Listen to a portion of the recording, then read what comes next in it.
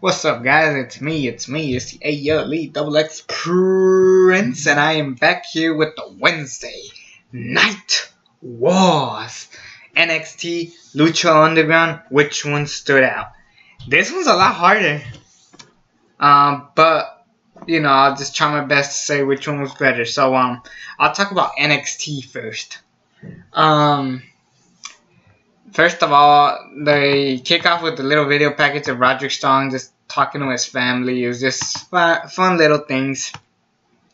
And then we get the first match of the show. Alistair Black versus Bobby Fish. Yes, the debuting Bobby Fish. Now, for me, when the Red Dragon split up, Kyle O'Reilly and Bobby Fish stopped being a tag team, I always felt that Bobby Fish was going to be the Marty Jannetty of the Red Dragons. Basically, Kyle O'Reilly would be a star like Shawn Michaels, and, freaking Bobby Fish is just an afterthought. But Bobby Fish has improved a lot in ROH, I've noticed. And I'm pretty proud of the accomplishment that Bobby Fish could do shit on his own. And this match definitely proved it too. He did a lot of good moves, and I'm thinking, oh, crap. Because Bobby Fish's debut, he might actually beat Alistair Black. Maybe not clean. Maybe he'll win by countout or something. But no, Alistair Black kicked the shit out of Bobby Fish and he won. This is a pretty good match. And honestly, I like that Bobby Fish lost. Because now that gives him a character. Now he's like, okay, usually NXT is supposed to be this land of opportunity. I know SmackDown Live says it, but NXT is like the legit land of opportunity. But Bobby Fish could have that story of, fuck, I fucked up. You have guys like Finn Balor, Sami Zayn, Neville, who became big stars in NXT.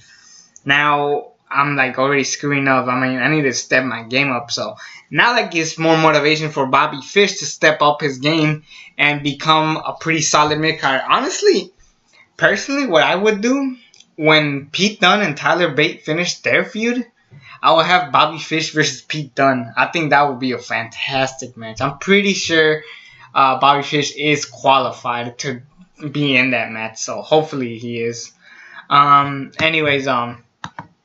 Next match, they got Vanessa Brown defeating Jamie Hackey. Winner qualifies in the Mae Young Classic. Good little match. I think it was alright. It wasn't great, but, it was whatever. Hold up. And then we get a video package. Well, first of all, you have Cassius Ohno talk to Hideo Itami like, I'm tired of you blaming everybody for you taking L's. That's why, why can't you just accept the fact that you're just not good around here? And then Hideo Itami's pissed off at Cassius Ohno. Also, Sanity attacked Jim McIntyre. So now Solomon Crane, I believe that's his name. I keep forgetting his name. Give me a... Yeah, so Killian Dane, yes. The reason why I took my glasses off because I was looking for his name for a while, so sorry. Killian Dane and Drew McIntyre, winner faces Bobby Roode at NXT TakeOver Brooklyn. Spoiler alert if you guys don't know who it is. Plus, it's not a spoiler if you kind of guess what's going to happen. But I'm pretty sure it's going to be McIntyre and Bobby Roode. So, interesting little match. I'm actually excited to see Bobby Roode versus Drew McIntyre, but the main thing about this show was Heavy Machinery versus the Authors of Pain. This was a good little match. I really enjoyed this match. Dude, Heavy Machinery is a lot of fun. Honestly, when I saw one of the guys push down Razor, I thought it was like, holy shit, that was sick. What's the name of that dude? Otis Dozovic, I think it is. But he just like shoves Razor to the floor. It was just fucking funny. And then these guys pull it on a pretty gritty, good brawl match. But eventually the Authors of Pain win. They stand tall. And then Sanity comes out. Nikki Cross, Alexander Wolf, and like I mentioned, I keep forgetting his fucking name. I just said it. Killian Dane. Yeah, Killian Dane comes out. Killian Dane, Alexander Wolf, and Nikki Cross all come out. Not Eric Young, which is weird, but they come and apparently pages from the Authors of Pain book fall and they're just like throwing him all over the place, which I thought was brilliantly well told story. So I guess we're gonna get Sanity versus the Authors of Pain at NXT Takeover Brooklyn, which I'm cool with. Now Johnny Gargano said he's gonna be at NXT Takeover Brooklyn, or he's trying to be in NXT Takeover Brooklyn. I don't know if he will, simply for the fact that there's not really an opponent for him, unless if he takes on the debuting Adam Cole, baby. Otherwise, I don't see him really fighting anybody. If Tommaso Ciampa does come back, then obviously let's go for it. Tommaso Ciampa versus Johnny Gargano, finally that feud. So I'm curious to see where NXT Takeover Brooklyn goes. Honestly, Takeover Brooklyn has potential being the best show of the year. Yes, I'm also including New Japan shows like Dominion and Wrestle Kingdom 11.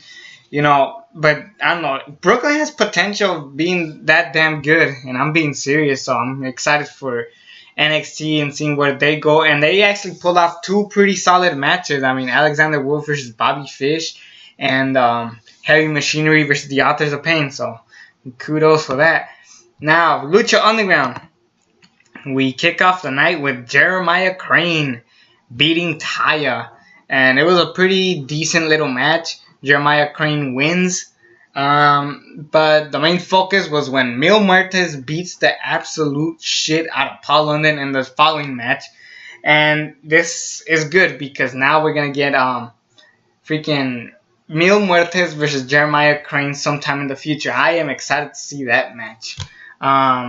Simply for the fact of the story given with these guys. So I'm pretty excited to see where that goes. So, kudos for them to pull off a good story. But before I get to the main event, I want to talk about the little segments that we got. We had one with Aerostar. He's talking about the future and how he's talking to Phoenix, how he's spending all his money on him, and they're talking about Drago for a while. So is this gonna eventually lead to Phoenix versus Drago maybe at the very finals? So I don't know what's gonna happen. So they're really doing a good job on this Cueto Cup of making sure you have no idea who's gonna win the damn tournament. Like, honestly, my bets are here are my top 5 of who I think could win so far. I got Phoenix, Son of Havoc, Prince Puma, Jeremiah Crane, or Drago.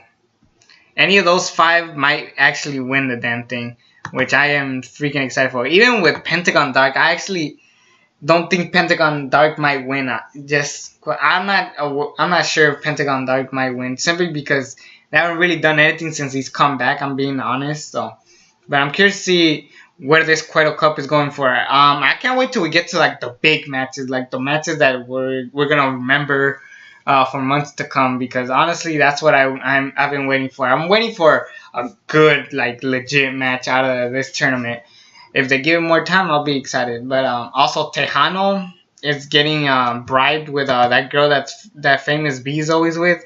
So I guess she's playing with his emotions just so she could be a Famous B guy, or that Tejano could be a Famous B guy. So I like that little story that they're adding. So that's pretty fun. But then we get to the main event. Marty the Moth, he comes with a lunchbox. This is kind of funny. He comes with a lunchbox. And everybody knows that he has a crush on Maria Santos, the ring announcer. And then as she's talking, Marty the Moth puts a sandwich on her. And then she's just like, oh, this is gross. And then she just calls out Phoenix and then runs out. And basically they played off the story of freaking Melissa Santos has a crush on Phoenix, but Marty the Moth likes Melissa Santos. So I liked how they played that story. And even Mariposa got involved, but eventually Phoenix stole the victory out of Marty the Moth, pissing off Marty the Moth. He pulls out his lunchbox, he gets a fork, and then starts stabbing Phoenix in the head. And then Melissa Santos just watching while Mariposa's holding her. And when that ends, the credits roll, and you just see Phoenix on the ground, just like lying there, just like he looks dead. And then they went to go get him. So it was great. I really enjoyed that. And it was by far the best match tonight. So actually, I'm gonna have to say that NXT was a better show, simply for the fact that I'm still holding off on I'm still waiting for something big to happen, and what's it called?